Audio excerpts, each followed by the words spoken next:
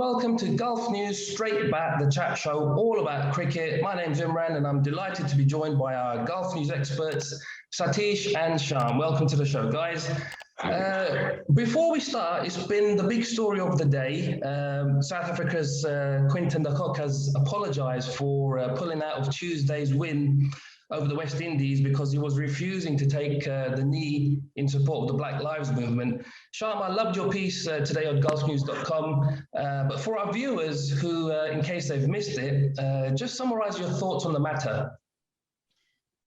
Yeah, everybody knows the fact that Quinton didn't play the last match simply because he withdrew from the team.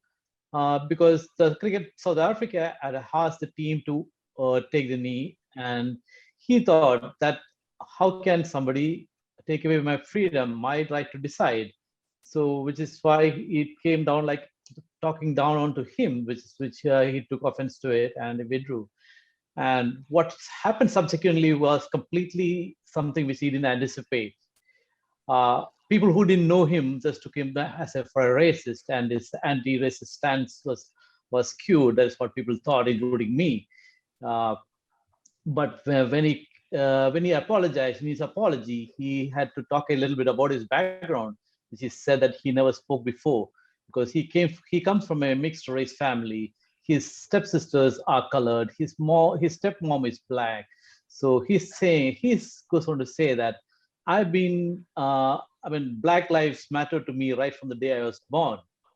So this is not something new to me. And so why he didn't take the knee, or why he refused that, simply because he thought that as an empty gesture. He says that by taking the knee doesn't change for anything for the black people.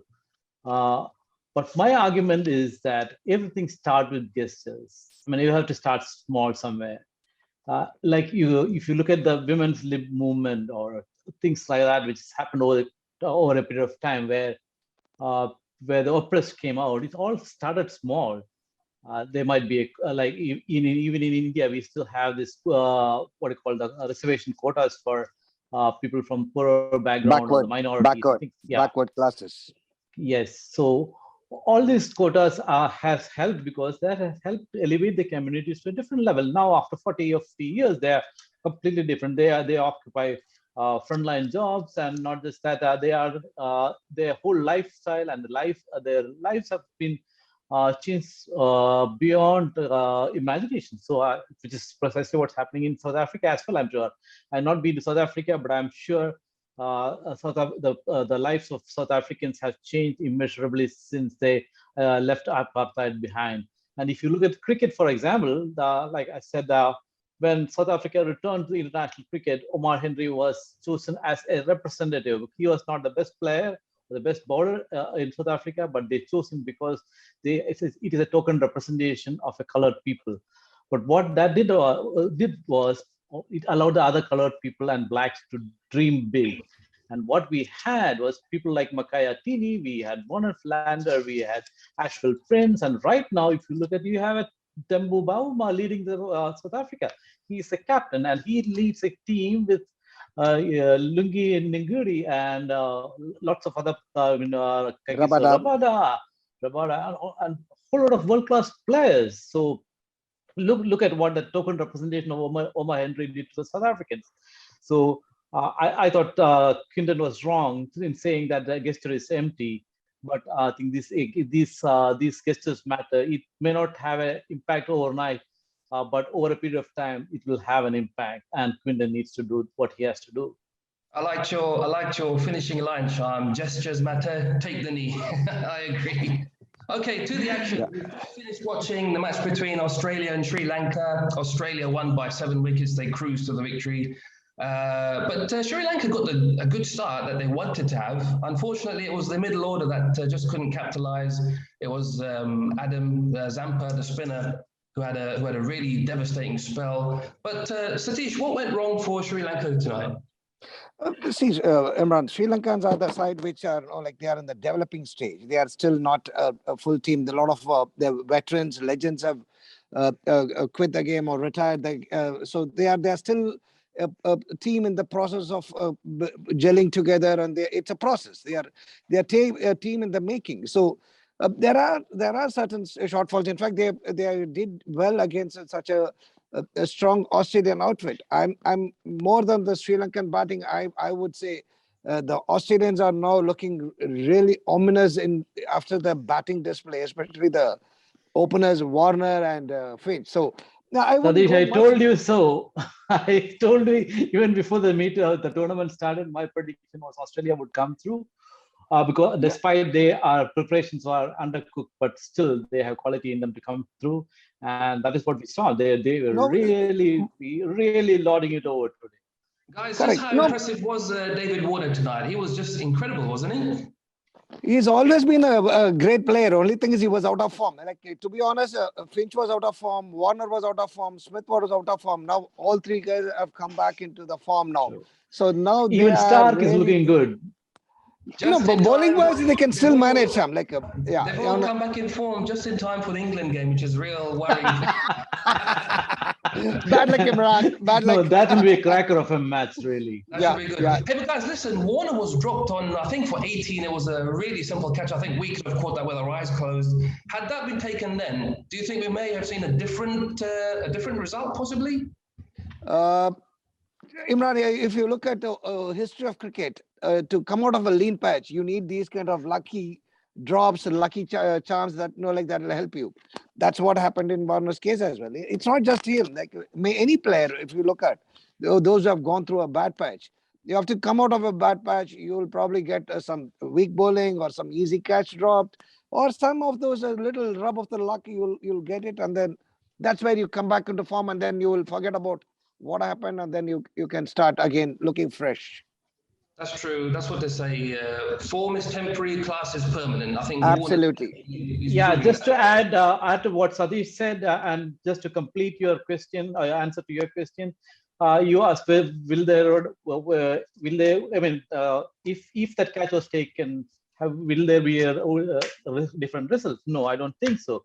No. Okay, that catch was dropped. Okay, but the thing is, there is plenty of quality in the Australian side. Which could have pulled through. I mean, maybe they were taken. They should not have been so comprehensive. Maybe taken an over or two extra.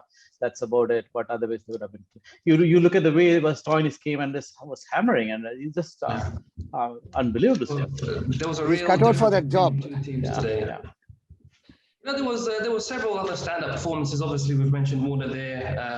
Finch was really good as well. And for Sri Lanka, Pereira got a really good 35. Asalanka, yeah. Asalanka is good as well.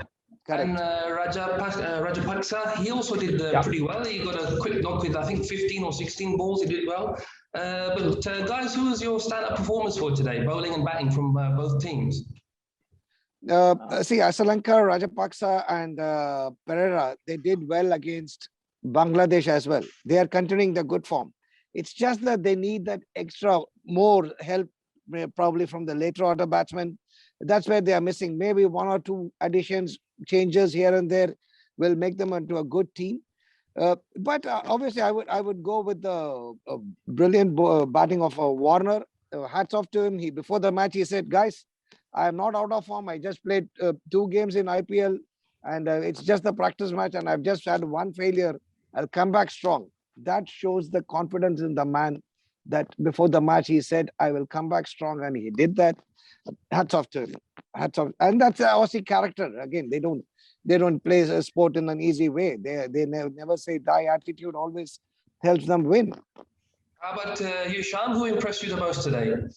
Especially from Sri Lanka, it is Sri Lanka actually, and Rajapaksa, because I've been watching them the last 2 matches, and Sri Lanka actually I've been tracking since India went to play in Sri Lanka, and Sri Lanka also and Rajapaksa, both of them impressed more so Sri Lanka because he's been consistent toward that tour, and he's continuing that run from here as well.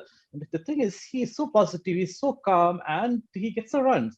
And Rajapaksa is at a different level altogether. I mean, he reminds me of more of Ranatunga, like he can really belt the ball and he can really control the innings. So these two are very good finds for Sri Lanka actually, and I think these will be very, very key to the rebuilding process of Sri Lanka, which is they're undergoing.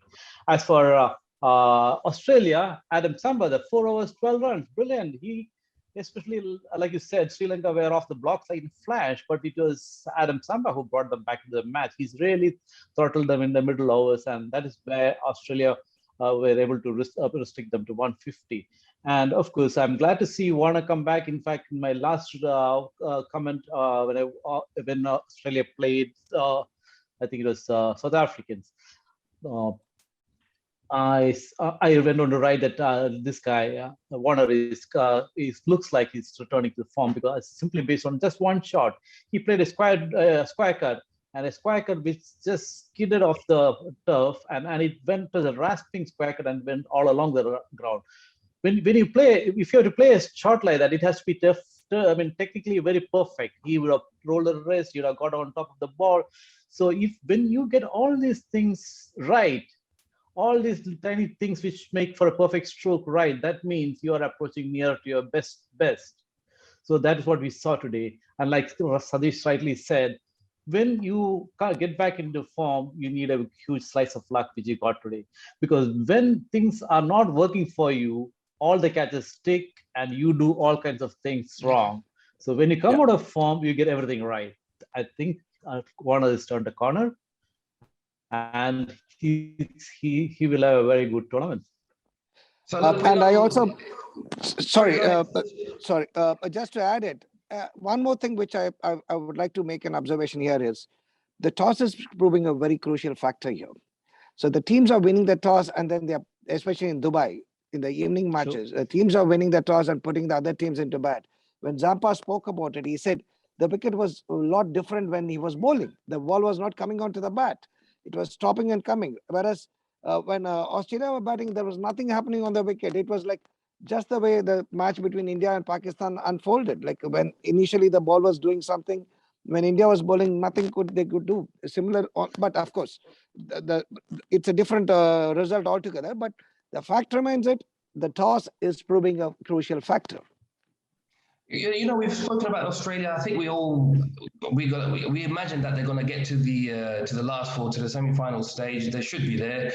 You've mentioned that Sri Lanka, they're rebuilding. They've got some new players in, and they're trying. Where do you think they're going to get in this tournament? Can they make the last four? No. Same here. I don't think they will qualify. No. Both of you guys both say no. No, if they can even do upset one more team, one more biggie, either a West Indies or say England or a South Africa, I would be happy. But no, that's all I'm looking at it from them, because still it's a long way off. Like you can't expect them to turn results overnight.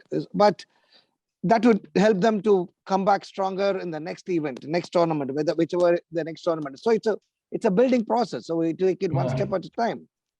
You know, guys, I've made an interesting, I think it's an interesting observation. There's been 10 games in the Super 12 stage so far, and 9 of them have been won by the team chasing. Why do you think that is? That's precisely what Satish said. It is just a 4-over match, but the thing is, the nature of the pitch changes when the second team bats. Part of it is due, then part of the thing, and it changes completely the complexion of the surface. The ball tends to come faster, and it comes onto the bat. Whereas in the early phase of the match, the ball tends to stop and come, which makes stroke making very difficult. This is precisely happening in most of the grounds in the UAE, and due is a major factor here. And I think in that is all the matches which I've seen so far, if I'm right, only Afghanistan was brave enough to win the toss and elect batting. Scotland. All others have put the other team into bat. I think that says it all. Okay, guys, I know it's a few days away, but India's playing against New Zealand on Sunday, and that's a must-win match for Virat Kohli's men. How do you guys see that match going? I think you go first. Yeah, thanks, Sham. I think India will come back stronger for 2 reasons. One, the other match, other day I was there watching New Zealand. They played very well within their limitations, but I still feel that the batting is a bit weak.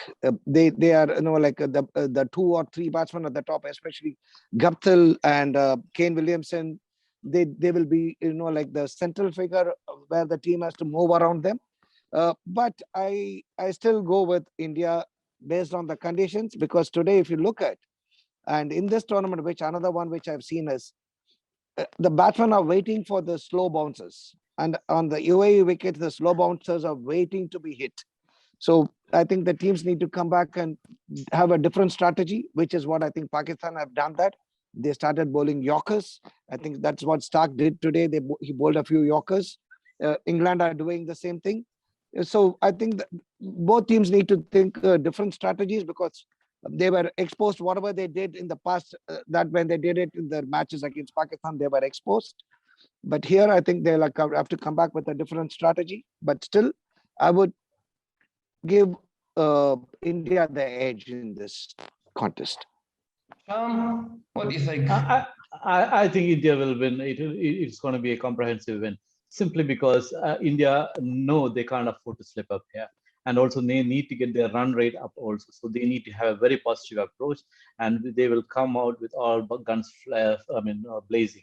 Not just that, all the Indian players have, almost, I think, all the Indian players have played in the UAE for the last month or so, and because of the IPL, and they are very familiar with the surface. Whereas, barring a handful of New Zealand players, most of them are relatively new. And you look at the composition of the team. I know Sadish spoke about the batting. Yes, batting is a concern. So is their bowling, I would say. Somebody like Tim Southee to me, is ill-suited to a conditions like in the UAE. I would say even for T20 matches, for that matter. So he would be fine in England or in New Zealand. He would be a handful because he can really move the ball around. Here, the ball hardly moves. So a bowler like Tim Southee could be an ace elsewhere for New Zealand, but not in the UAE. So maybe Trent Bolt, yes, is a decent bowler, and what they will miss is somebody like Lockie Ferguson, who could be very useful in this format. So actually, the New Zealand bowling looks very undercooked. Say if you come to bowlers, Michael Sandner is a restricted bowler-ish, so they can take wickets. But when it comes to Indian batsmen, they handle better spin better than anybody else. So I don't think New Zealand has the bowling to trouble Indians. Indians' enemy will be they themselves, their approach, their mentality. If they that could be their only enemy. Other than that, technique-wise, quality-wise, I think India should have enough in them to post a comprehensive victory. Okay, the boys are confident. They both predict an Indian win. I also think that they're going to win. That's all from us for tonight, guys. There are 2 games to look forward to tomorrow. West Indies against Bangladesh, and the late one is Pakistan against Afghanistan. Join us tomorrow night as we discuss all the action. But meanwhile, head to golfnews.com for all the latest news, reviews, analysis, videos, so much more. Thanks, guys, and good night. Thanks, Bye. Good night. Bye. Good Bye. night.